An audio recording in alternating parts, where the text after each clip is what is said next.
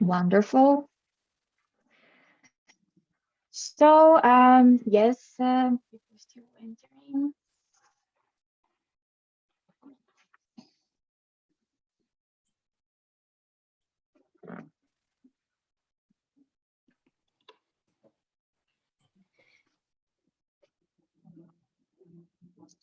Okay, I think we are okay to start.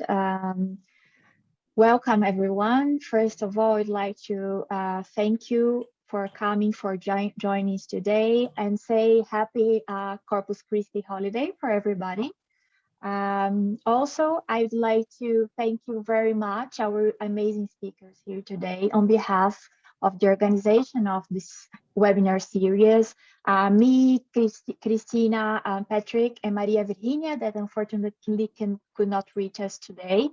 And we will start with our amazing supporter, Rob Johnson. Rob will talk a little bit, make an introduction for us, and I will make a brief introduction of Rob Johnson for who does not know him. Rob Johnson is the president of the Institute for New Economic Thinking, INET, which he co-founded with George Soros, William Janeway, and James Balsillie in 2009.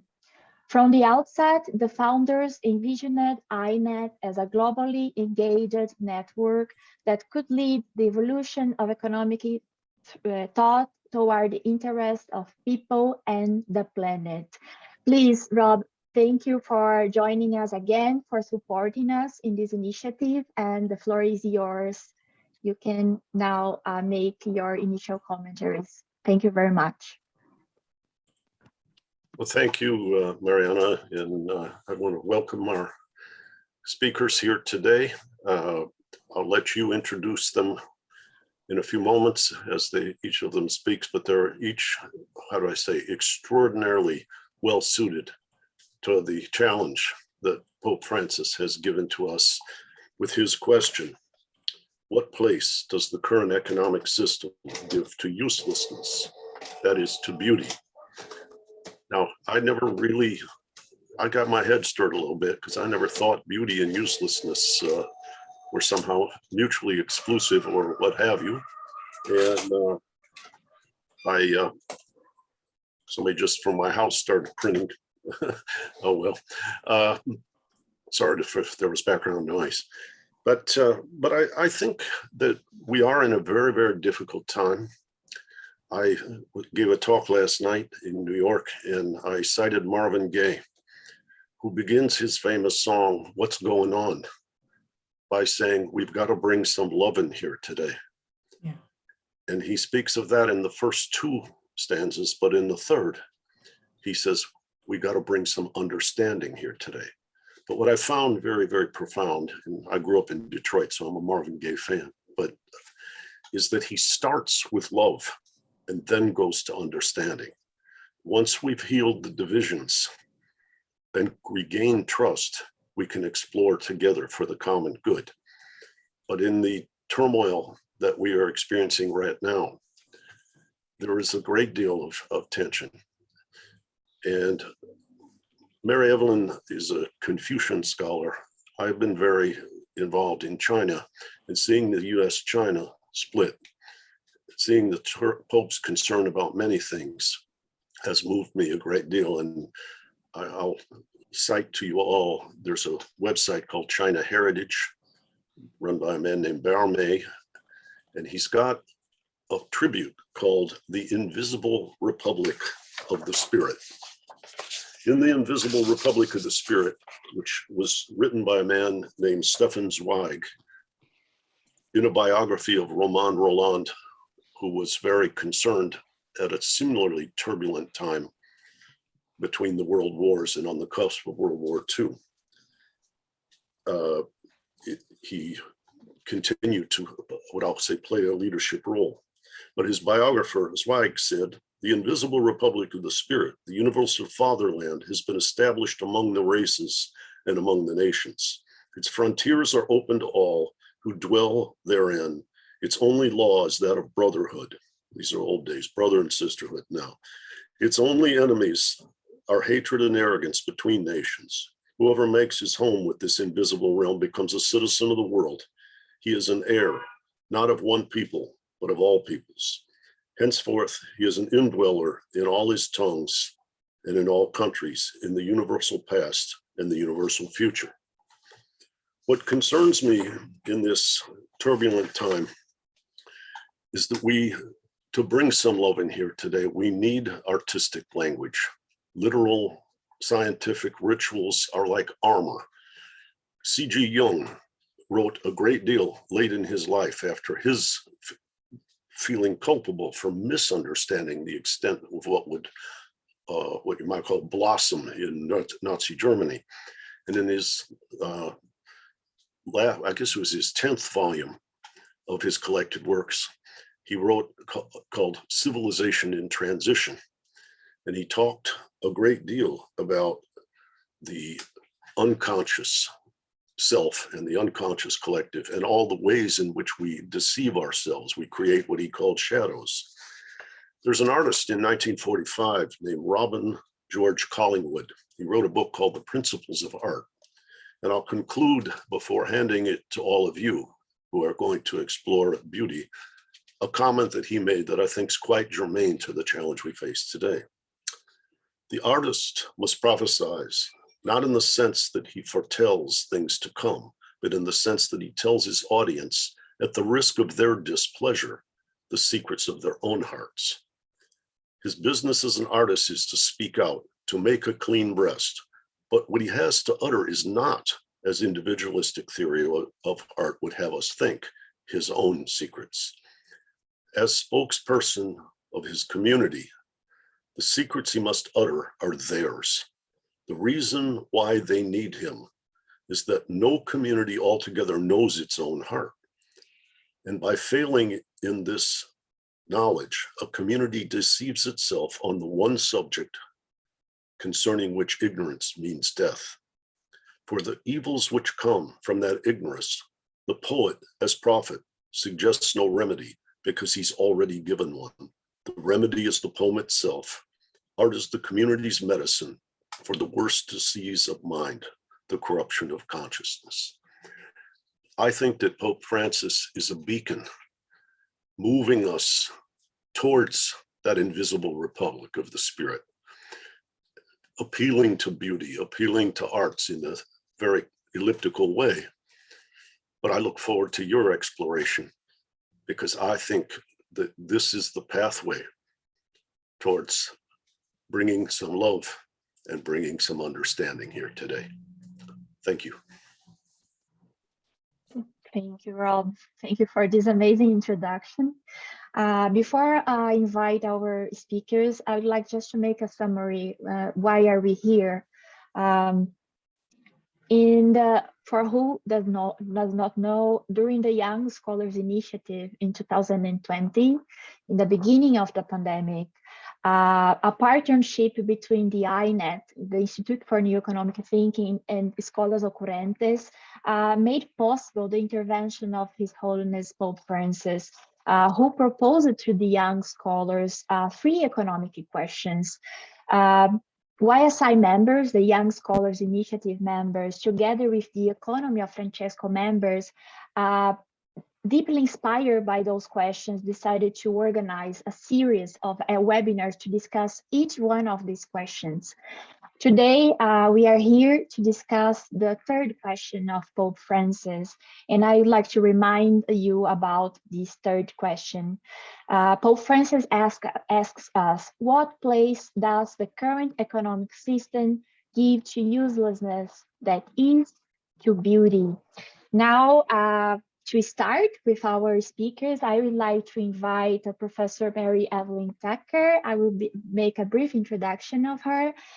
She is the co-founder and co-director of the Forum on Religion and Ecology at Yale University, together with her husband, John Allen Green. Professor Tucker teaches in the joint master program in Religion and Ecology at Yale between the School of the Environment and Divinity School. She also has an appointment at Yale's Department of Religion Studies, and she has authored and edited close to 20 volumes, has published hundreds of articles. She's pioneer in the field of religion and ecology. Thank you very much, Professor Tucker, for coming. I would like to open the floor for you now. Thank you so much, Mariana and Rob, and all the organizers of this series. I'm delighted to know about this work. I did a little Googling and searching and learned a great deal. And I'm very, very happy to be together with a colleague, John Fullerton, and a new colleague, Doris Sommer. I admire their work enormously. So I wrote something as I was thinking about this, and that's what I'm going to share with you. Because I just spent a week up on the Long Island Sound on a point out into the Sound where you could see the water and the sky in 3 directions. It was so magnificent. And I want to use this as a grounding for discussing beauty. So everything here on this place, this point, is beautiful. Water and sky, rocks and stones, roses and hydrangeas, egrets and osprey, beaches with nesting plovers protected by humans, bird song and wave song. How can one measure this beauty? How can one capture the sounds, the smell of salt water, the clarity of the air? How can one convey the beauty of sunrise and sunset, the full moon rising in the southeast over calm water? How can one ever measure such beauty or value it in the market? This is a beauty beyond naming fully or even depicting in painting or poetry. Turner's paintings of the sea or Monet's impressions of water lilies come close, but without doubt, we can acknowledge there is a grandeur here, along with a simplicity that eludes full description. It's the spirit that Rob spoke about that's calling us. And why is that? Didn't the Romantic poets try to imagine that feeling of the sublime? For Wordsworth, a presence moving through things. For Keats, a thing of beauty is a joy forever. For Shelley, love and beauty and delight. There is no doubt, no change. For Blake, everything is beautiful in its own way.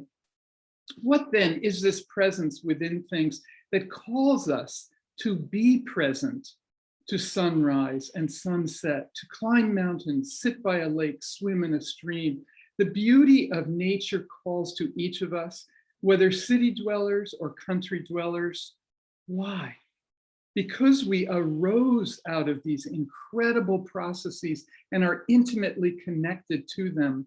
The processes of nature have shaped us, formed our bodies and minds, infused our soul with inspiration and joy. From the great flaring forth at the beginning of time, to the arising of the first atoms and molecules, to the first cells 4 billion years ago, and multicellular life 2 billion years ago, to plants, to animals, to humans. This is a long journey out of which we are birthed. We are just becoming aware of the 14 billion year unfolding of our lives and future lives. The map is being drawn ever since Darwin's book arose 150 years ago, Origin of Species. Human consciousness is only beginning to become aware that we have come out of 9 billion years of universe evolution and 4.6 billion years of Earth's evolution. This is indeed a sacred universe. We are late in the story as hominids, Homo erectus 1.5 million years ago, but Homo sapiens only 200,000 years ago. We're still trying to earn our last name as wisdom keepers, as sentient beings, beauty-loving Homo sapiens. Our sentience is aligned with that of the more than human world, plants and animals. Our community building is similar to that of the forest world, roots communicating and protecting life. So our question is, can we listen to plants? Can we understand or stand under trees to witness the exchange of life-giving processes, as you are doing in the economy of Francesco? What form of economics would this become? To dwell in our home is the meaning of economics. To live in the face of mystery and the unknown, to bow to beauty and say, this is what I value, this is what I will protect, this is what future generations deserve to inherit. This is the path forward toward a future that is not simply sustainable, but flourishing. For there is no genuine future without seeds and soil, flowers and grasses, vegetables and fruits, rivers and lakes, trees and forests. Is this not the great community of life that surrounds us, feeds us in body and soul, nurtures us in mind and spirit? Without it, we are simply Homo economicus, with eyes only on markets and profit. With beauty, we are filled with possibility of creativity that gives birth to music and song, dance and drama and art. So the question before us is, what is the intrinsic value of beauty, not utilitarian? Dostoevsky said, beauty will save the world. But Solzhenitsyn said, he asked, who will save beauty? It is up to us. The time is now. Let us plant the seeds and gather the flowers today and all the days of our life. And it is emerging because we have regenerative capitalism, regenerative economics, regenerative business in the work that John is doing and others. We have new education, regenerative education in what Doris is doing. We have regenerative agriculture. We have regenerative medicine, planetary health. These are fields that are pointing us in this direction. So let me conclude with a passage from Thomas Berry, my teacher, who passed away in 2009, and 1,000 people honored him at a memorial in New York. This is from his book called Evening Thoughts. And he says, because he was the one who said, we need a new story of this journey of the universe, a life story that will inspire the transformation of our time. And he says, this was in 2000 at a meeting at the UN in New York. He says, tonight, as we look up at the evening sky with the stars emerging against the fading background of the sunset, we think of the mythic foundations of our future. We need to engage in a shared dream experience. The experiences that we have spoken of as we look up at the starry sky at night and as in the morning, we see the landscape revealed as the sun dawns over the earth. These experiences reveal a physical world, but also a more profound world that cannot be bought with money, cannot be manufactured with technology, cannot be listed on the stock market, cannot be made in the chemical laboratory, cannot be reproduced with all our genetic engineering, cannot be sent by email or social media. These experiences require only that we follow the deepest feelings of the human soul. What we look for is no longer the Pax Romana, the peace of imperial Rome, nor is it simply the Pax Humana, the peace among humans, but the Pax Gaia, the peace of earth and every being on the earth. This is the original and final peace, the peace granted by whatever power it is that brings our world into being. Within the universe, the planet Earth, with all its wonder, is the place for the meeting of the divine and human. And that is what Pope Francis calls us to in Laudato Si as well. Thank you so much. Thank you very much, Professor Tucker. I'm very touched for this word. I think I say for everybody, I speak for everybody now. Thanks for remembering us. One thing that Pope Francis always say, that everything is connected. So this beauty that comes from this connection of the human being with the nature, with our common home, it's where the beauty is. Thank you for remembering this important part of what we are doing here. Well, now I would like to invite Professor Doris Sommer. I will also make a brief presentation. She's the director of the Cultural Agencies Initiative at Harvard University, and Ira and Jewel Williams Professor of Romance, Languages and Literatures, and also of African and African American Studies. Her academic and outreach work promotes development through arts and humanities, especially through pre-tests in Boston public schools, throughout Latin America and beyond. She also has a BA from New Jersey's Douglas College for Women and a PhD for Rutgers University. I don't know if I say it right. Thank you, Doris, for joining us today, and the floor is yours now. Thank you very much.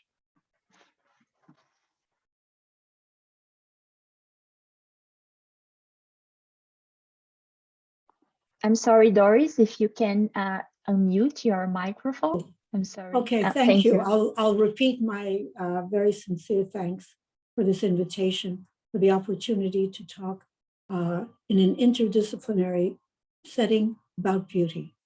I want to follow Professor Tucker's words and also Professor Johnson to see that the Pope is including what looks useless as a major theme, along with economics and politics, is a measure of his creativity and acuity. Because if we need change in the world, change is made by shifting paradigms.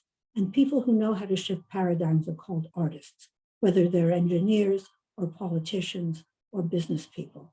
When Friedrich Schiller says during the French Revolution that the only way humanly to respond to violence is through creativity, so that one avoids more violence, one doesn't get into the spiral, he's counting on each of us to exercise what he calls the drive to be creative, to be creative and surprising. And he calls that, he coins a word in German, he calls it the Spieltrieb, the drive to be playful and creative. And that word stuck in German, and I want to appropriate it for English. I think the play drive is a faculty that we all can cultivate. And it has to do with the appreciation that Professor Tucker talked about, and also about the work of the artist that I would like to add. What is beauty for a humanist? It's the ability to think in disinterested ways, because if something is useless, we evaluate it not because it will make us rich or famous or smart, but because it's worth thinking about simply for the pleasure of it. And that's why Immanuel Kant wrote an entire critique on aesthetic judgment, not because he was particularly interested in aesthetics, but he was interested in free judgment. How does one become an enlightened subject without developing that faculty? Standing back, not having any particular economic or intellectual or social or even moral interest in what one is thinking about, but simply allowing beauty to distract us enough to want to think about something and to think with other people. And this is the political beauty of Kant's aesthetics. And I'm reading him through Hannah Arendt, because beauty stops us and surprises us and engages us without interest. We don't know how to think about it. We're floating. And he says that is the condition of the modern subject. We're not sure about new laws that we'll have to legislate, new economic policies, new tastes that will develop. We don't know. We float for a while. And because we're floating, there are no preconceived concepts. We're free and lost, and therefore we have to talk to other people. Aesthetics is the basis of free sociability for Kant. If we don't have sociability, how do we think about collaboration, about democracy, about loving people. So this is the charm of Kant's aesthetics. It seems useless, and precisely because of that, it can ignite faculties that we have not developed, the faculty of disinterest and of sociability across classes, across genders, across races, because none of us has a particular economic or social or moral interest in a flower, in the sky that Professor Tucker described, but it stops us, and we want to think about it together. Okay, that's Kant's third critique. So Arendt says, look, I wrote a book on Kant's political philosophy, and all of us know that he never wrote one. It would have been dangerous for a liberal to write in the German monarchy. So he wasn't stupid. He didn't want to end his life in jail. Instead of writing a political philosophy, he wrote the aesthetics, which does the work of politics. All right, now, everything else I want to say is just a footnote on Kantian aesthetics, but it does the work of politics. It levels the playing ground. It makes us want to talk to each other, want to learn from each other, want to construct a concept together that will make sense of our shared experience. The experience comes first, the theory comes later. If we start with concepts, we're already trapped. If we start with surprise, we're open. And that's what beauty does. That's what the useless does. So let me just say a couple of words about this. One of Kant's great disciples, I already mentioned, Friedrich Schiller, always a revolutionary. And then when he saw the French Revolution become a terror, his heart was broken. And that's when he sat down to write what response to the terror? Letters on the aesthetic education of man. And he says, I bet you don't think this is urgent.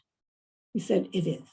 Because if you continue to respond to terror in conventional ways, you just spiral down the way that Foucault warned us.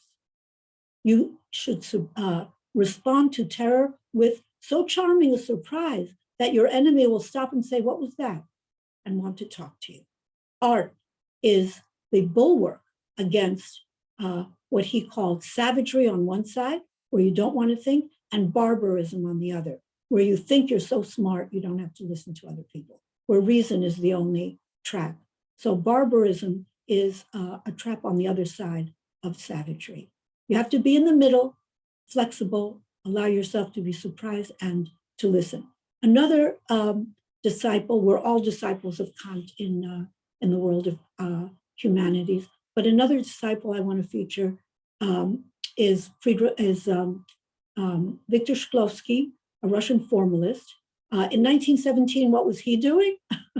He was writing an essay that everyone in our fields has seen. It's called Art as Technique. I like the Spanish translation, Art as Artifice, because it lays out exactly that art is man-made. And it's man-made for the purpose of surprising, jolting. And I think that that theme already came up with Professor Johnson's comments. Art irritates, it makes you rethink things. How are we going to change paradigms if we don't allow ourselves to be jolted? And what Shklovsky said is wonderful, because he says, you get jolted out of habit.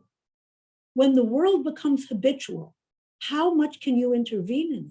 How much do you care about it? You listen to news about the war in Ukraine, and the first news is devastating. The second one is predictable. The third one, you already know, and you don't care intensely anymore. It's art that can refresh your perception, make the perception difficult. This is the charm of Shklovsky's article. He says, art is not about making communication easy. It's about making communication difficult. So you have to stop and think about it and ask people. And so the difficulty revives your investment in the world. It makes you care about the world. And sometimes I prefer Spanish, sometimes I prefer English. I love the verb in English to care for. It means both to love and to be responsible.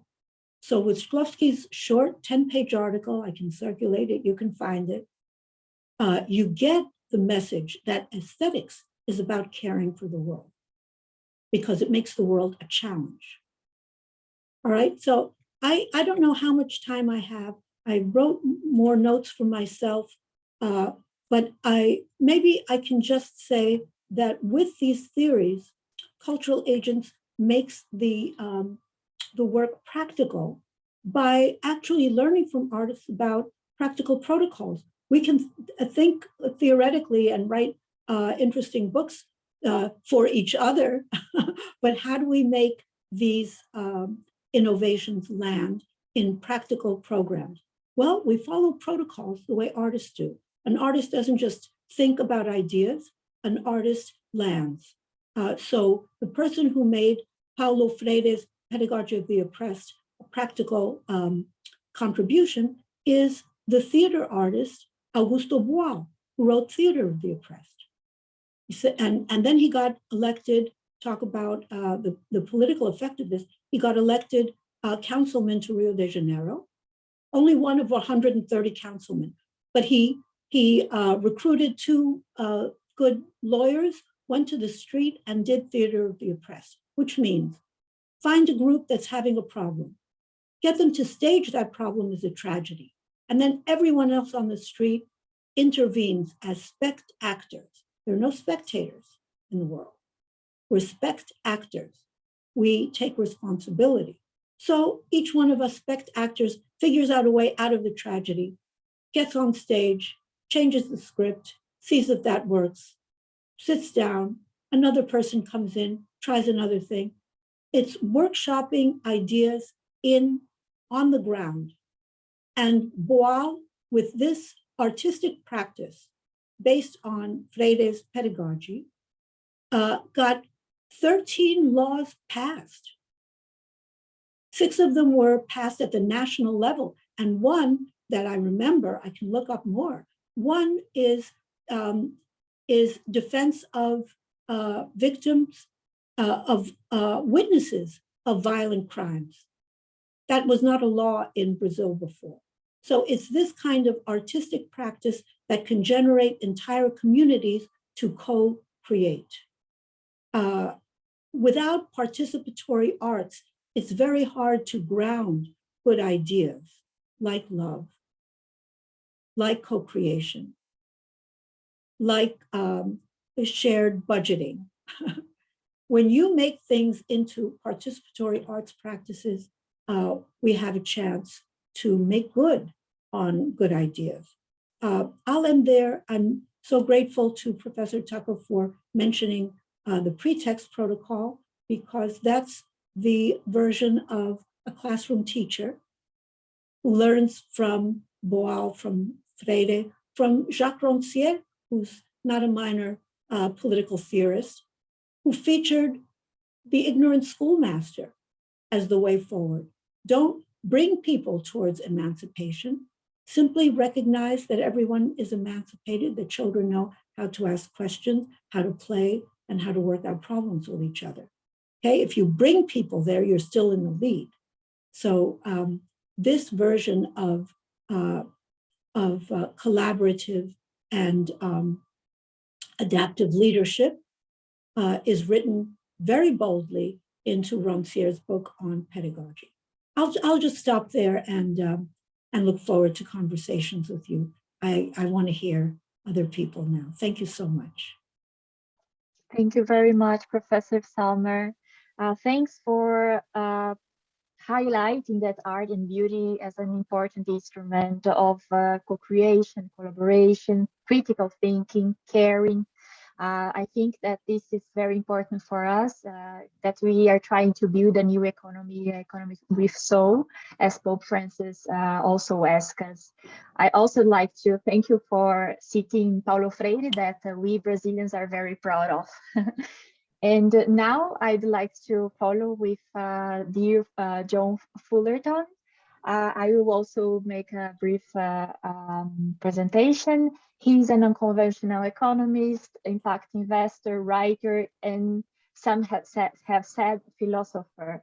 Building on and integrating the work of many, he is the architect of regenerative economics, first conceived in his 2015 booklet, Regenerative Capitalism, How Universal Patterns and Principles Will Shape the New Economy. After a successful 20-year career on Wall Street, where he was managing director of what he calls the old JP Morgan, John founded the Capital Institute in 2010, where his work reflects the rising evolutionary shift in consciousness from modern age thinking to integral age thinking. The Capital Institute is dedicated to the bold reimagination of economics and finance in service to life, guided by the universal patterns and principles that describe how all healthy living systems that sustain themselves in the real world actually work. The promise of regenerative economics and finance is to unlock the profound and presently unseen potential that is the source of our future prosperity and the reason for hope in our troubled times.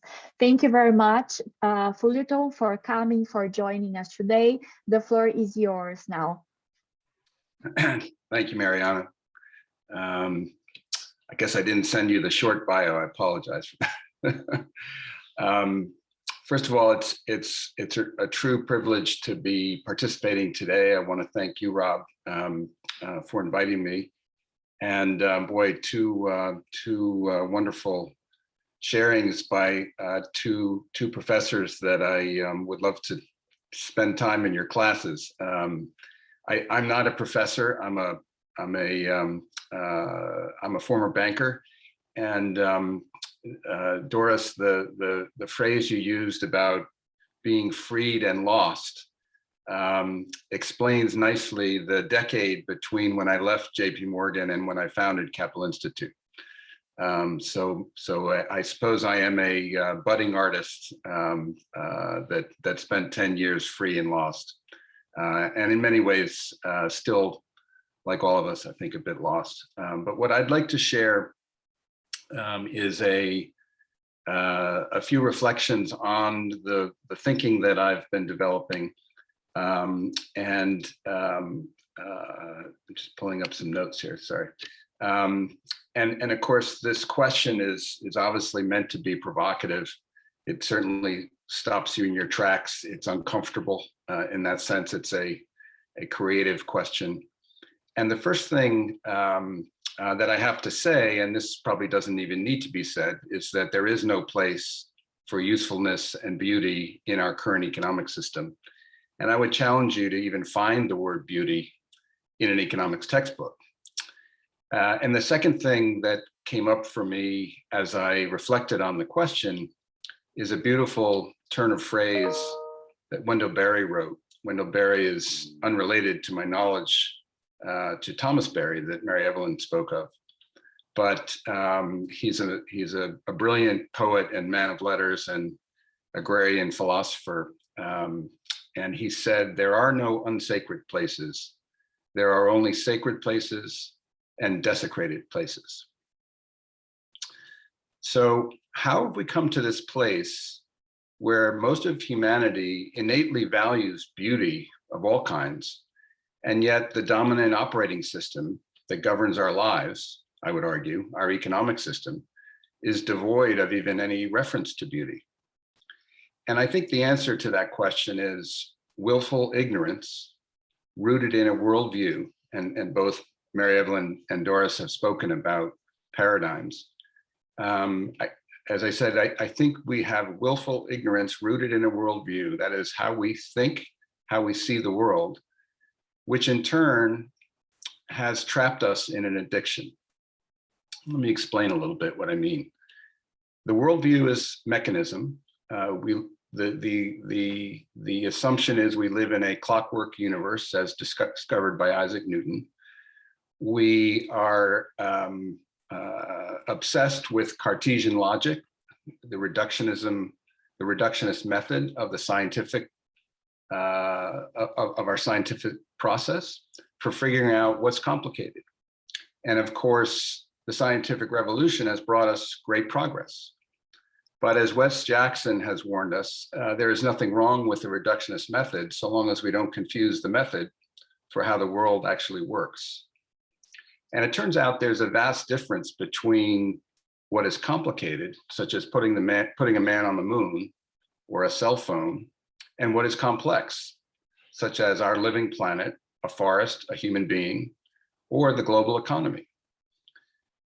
What is not well known, and this is part of the research I've done after I went in my search for a possible solution to this crisis we find ourselves in.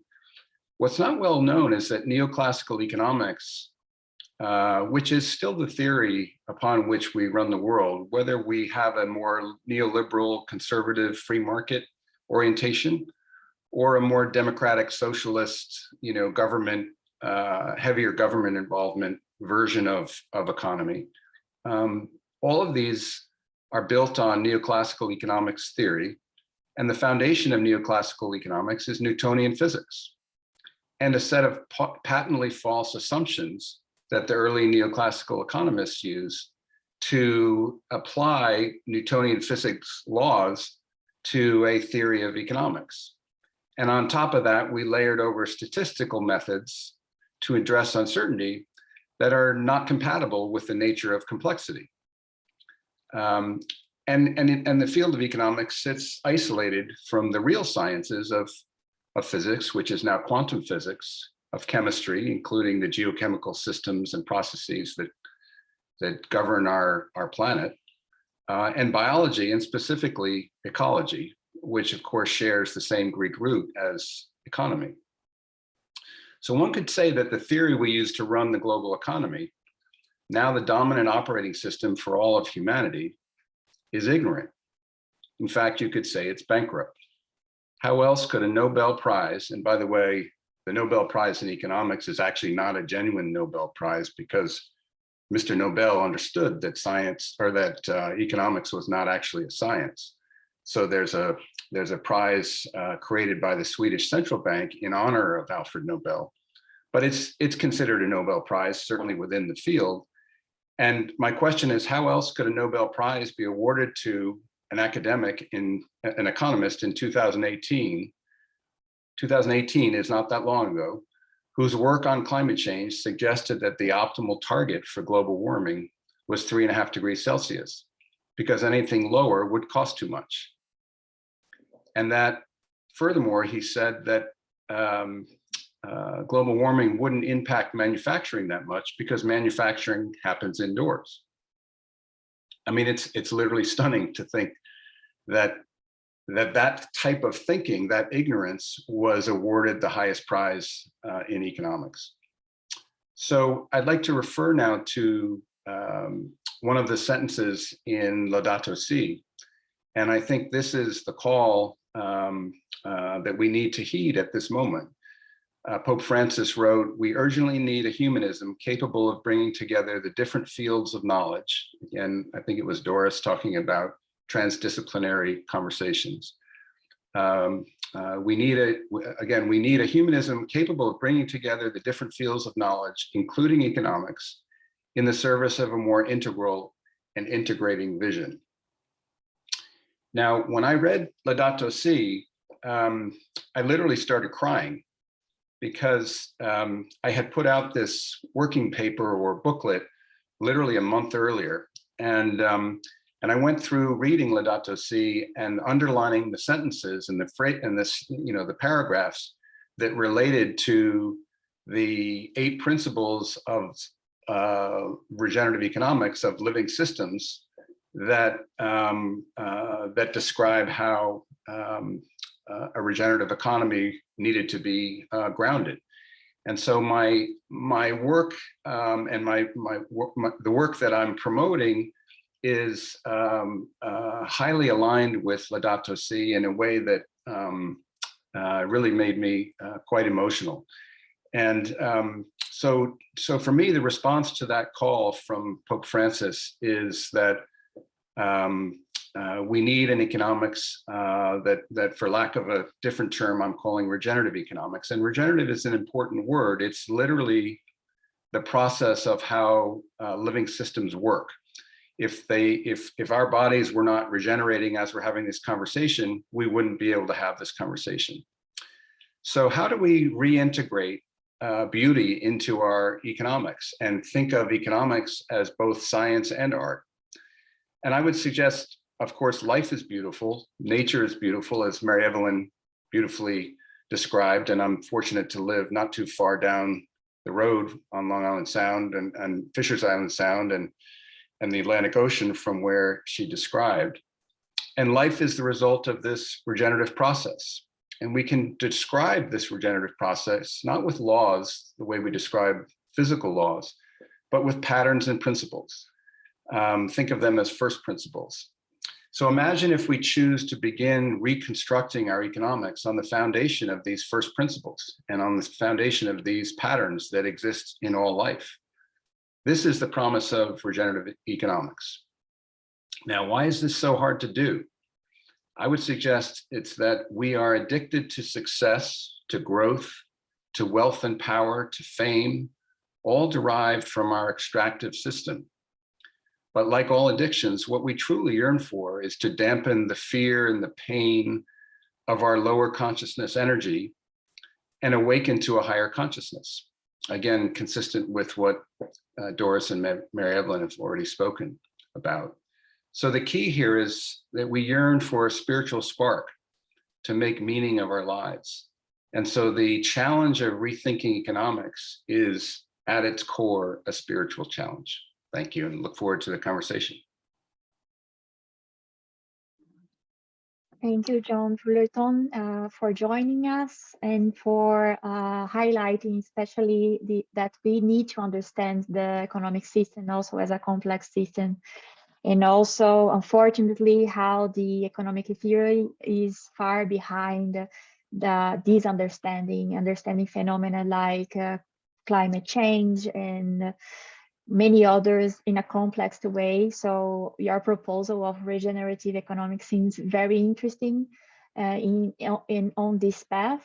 Also, thanks for sharing your impressions about Laudato Si. I think that here in this group, you have many people closely related to Laudato Si. I changed my career because of it. I decided to work with climate change and economics after reading Laudato Si in the beginning of my master. And I think that other people here also have a closest relationship with this encyclica.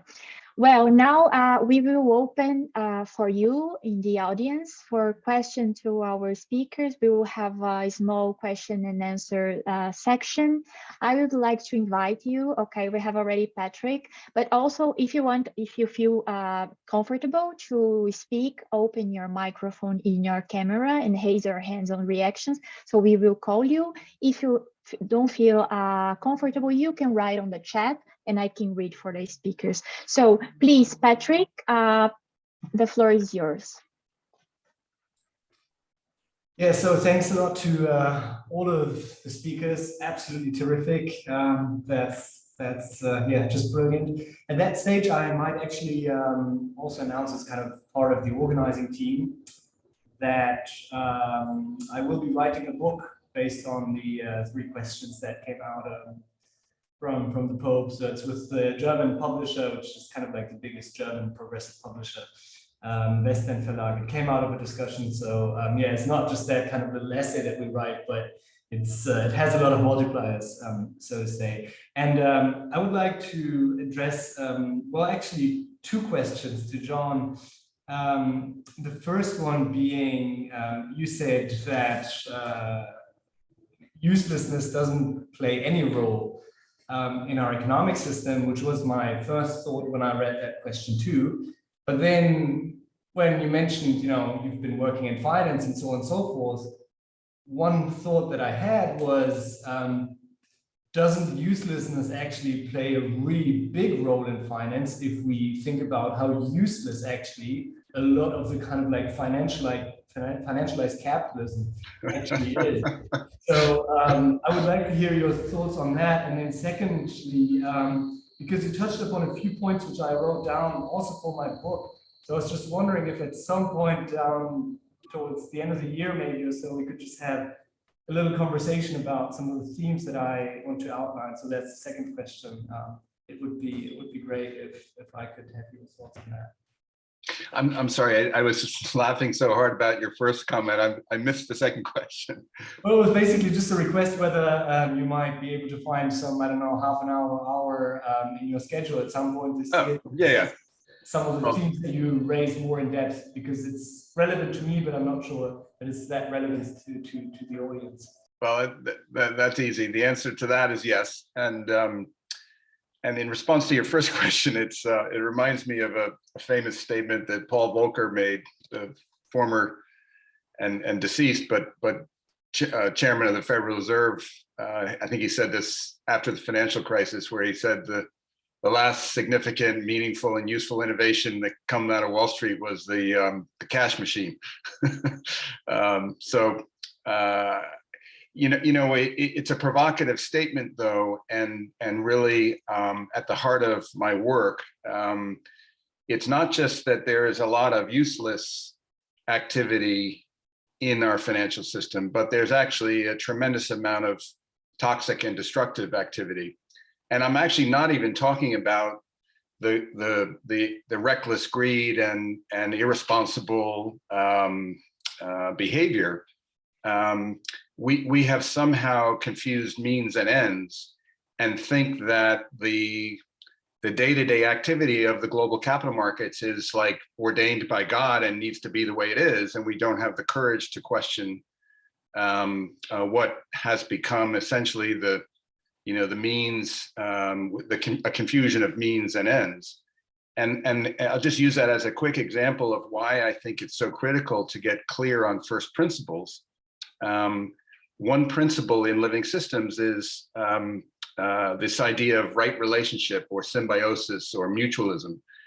And if you think about the global capital markets, we've disintermediated, we've separated the relationship between what we call owners. They're not owners, they're just shareholders who own a security, and global enterprises.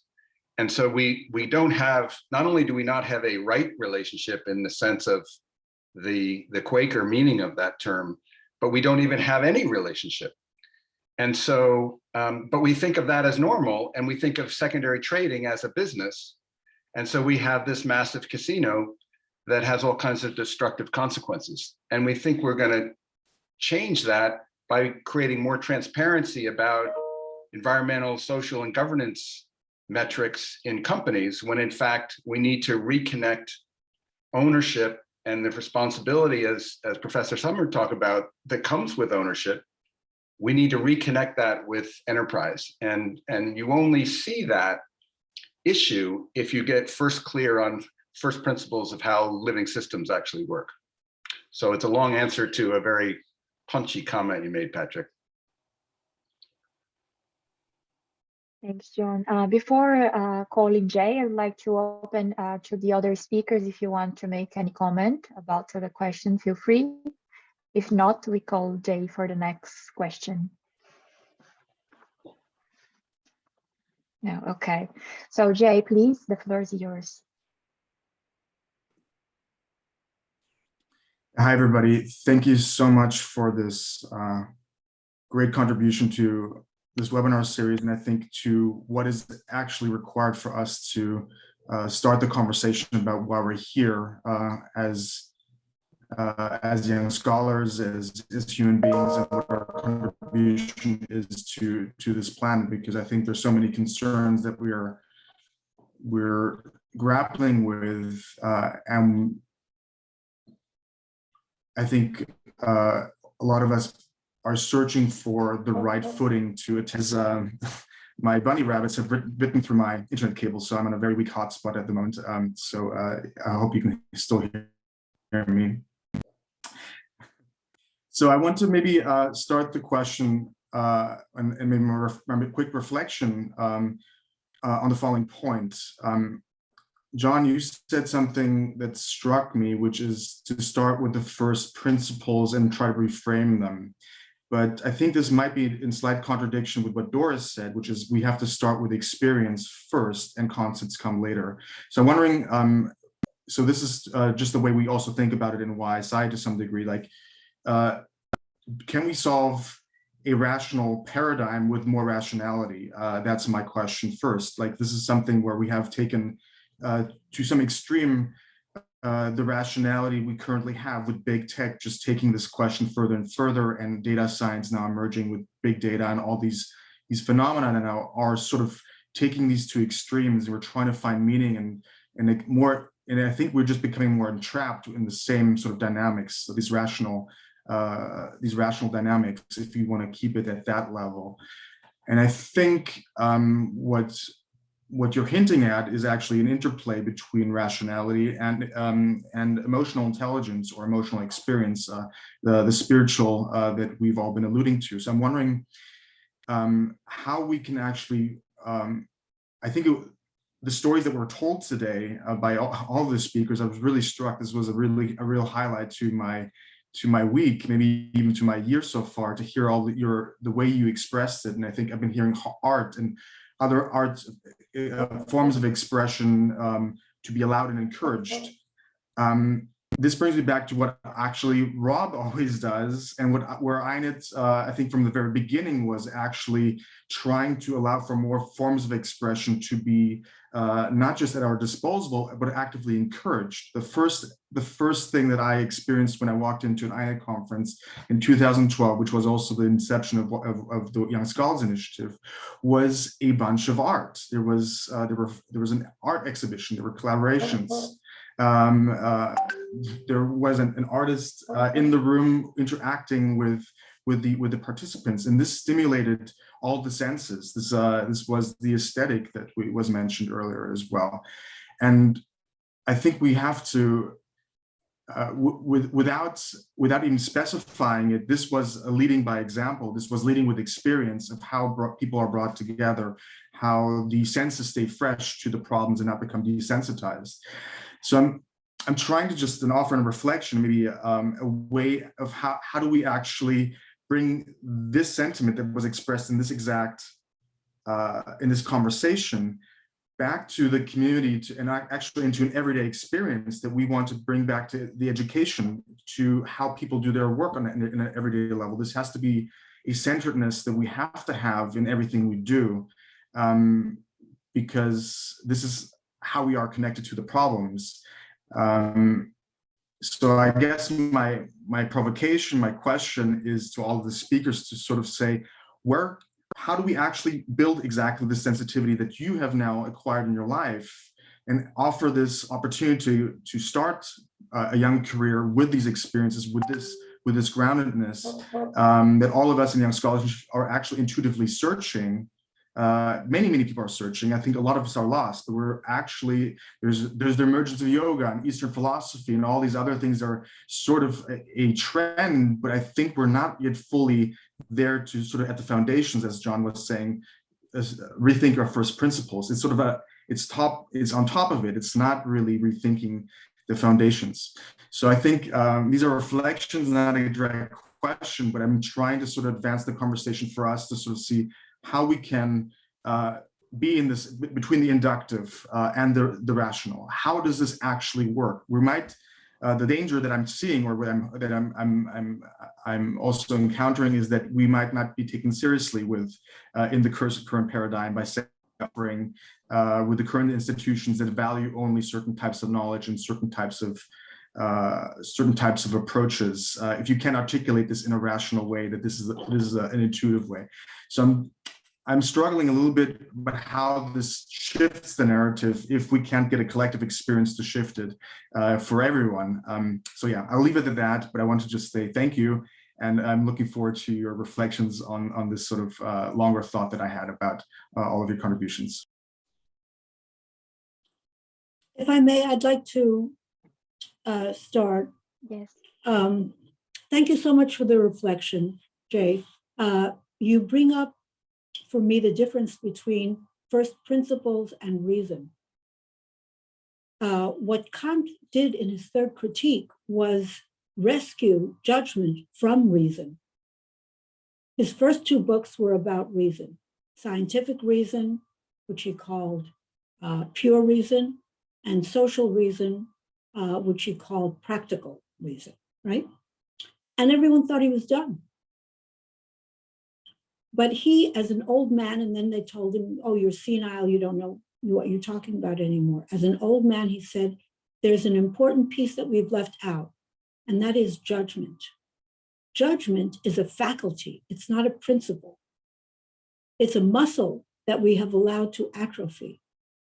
And so when John picked up that artists allow themselves to float a bit, it's because we don't have a principle yet. We don't have a concept yet.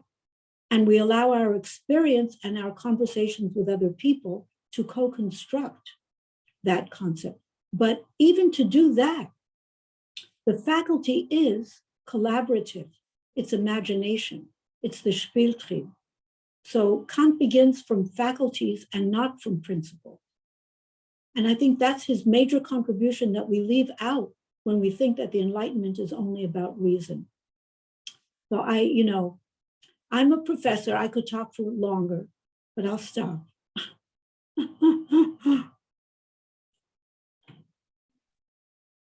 I might jump in, and then John, you can wind it up. So yes, very, very thoughtful. Thank you, Jay.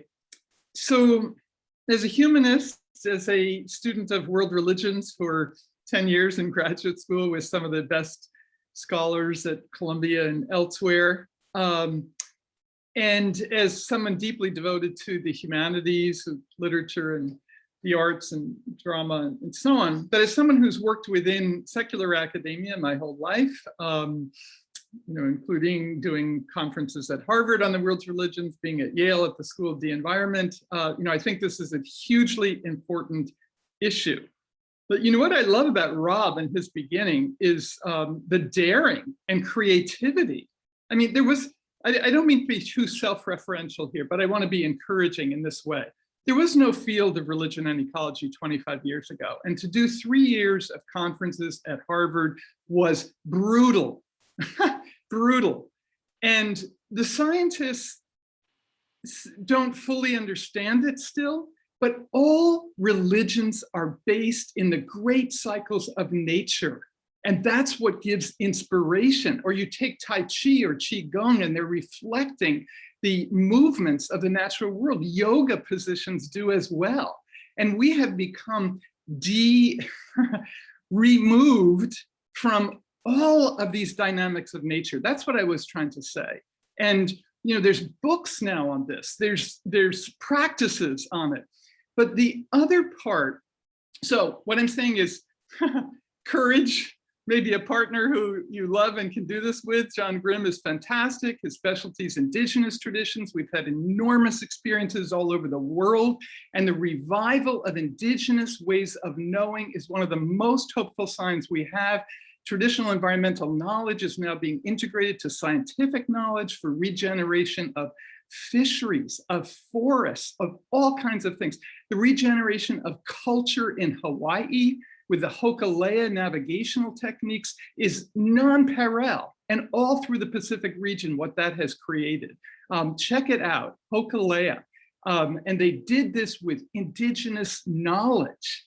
So that is extraordinary. The rights of nature, of rivers and things like in New Zealand. But I wanted to just underscore what I was also trying to say with this journey of the universe. Thomas Berry said in 1978, we need a new story that brings us together, because story ignites our imagination and sparks our dreams. And the dream that we have been living with is the American dream, which from my view has gone mad, has gone astray, because it's all about materialism, more and more, bigger and better. So from materialism, we've lost Why does matter matter? Why does this complexification with greater consciousness and sentience in the process, but that sentience is distributed throughout with animals and plants and so on? Why have we lost sight of that with such a materialist worldview? Because the dream drives the action, but that dream is unraveling. And why do we now have some of the best work in animal behavior, talking about communication, consciousness, songs of whales, et cetera? And why do we have this explosion of work on forests and roots communicating? We did 3 seminars here at Yale on forests and the new knowledge about forests.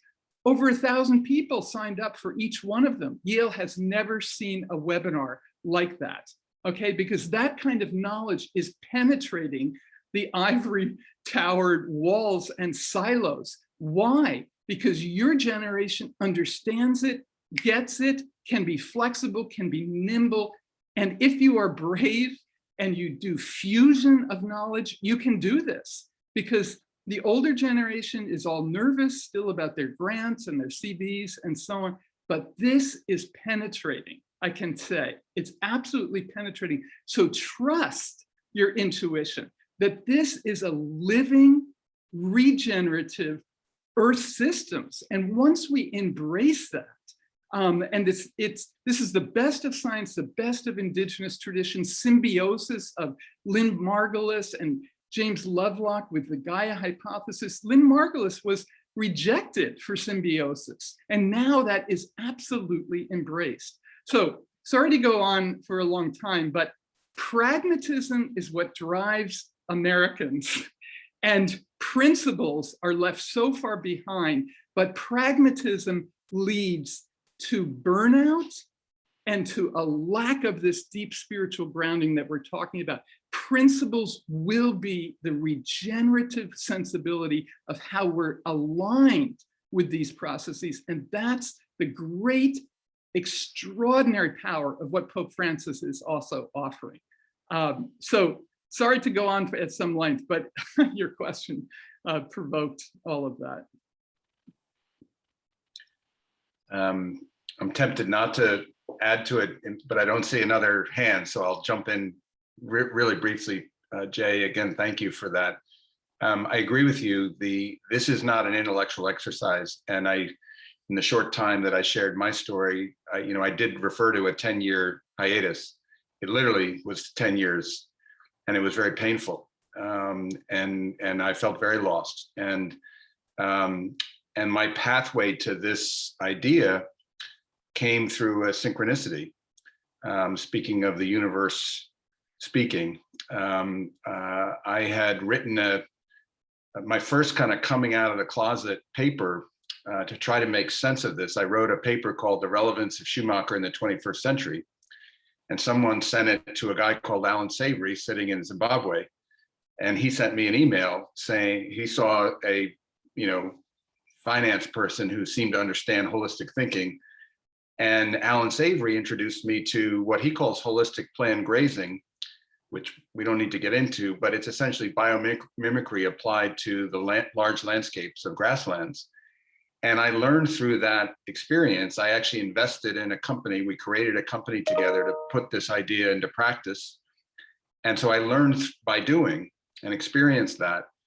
And then my imagination said, well, if this holistic thinking can work on a system called a ranch, and a ranch is a living system, and if the economy is a living system, then why can't this same approach be extended and applied to the entire global economy?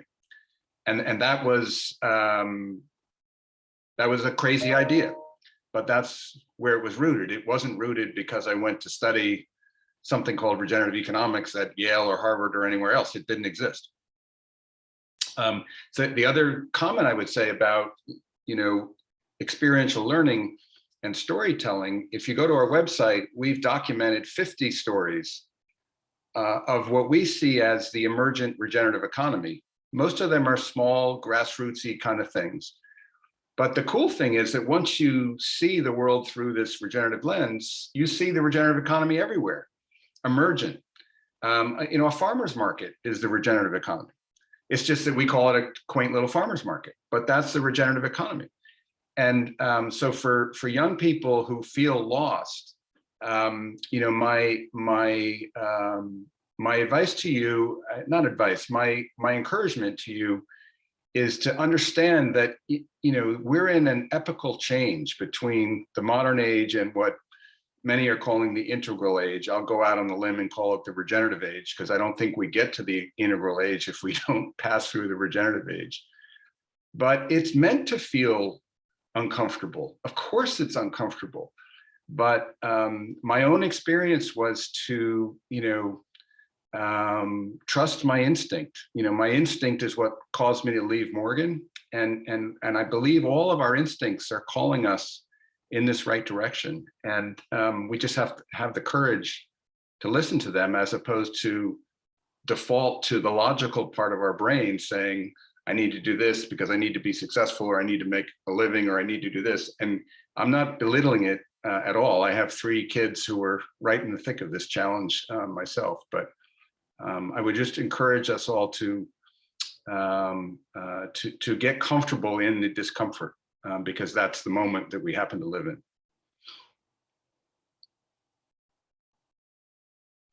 Wonderful. Thank you very much. Do we have, I'm sorry, Mary? Well, I was wondering if Rob wanted to weigh in at all on that question. Oh, yes. Rob, you are muted. I'm sorry. I said, let's continue the conversation. I'll come in right at the end, but I'm in sync with you. Thank you.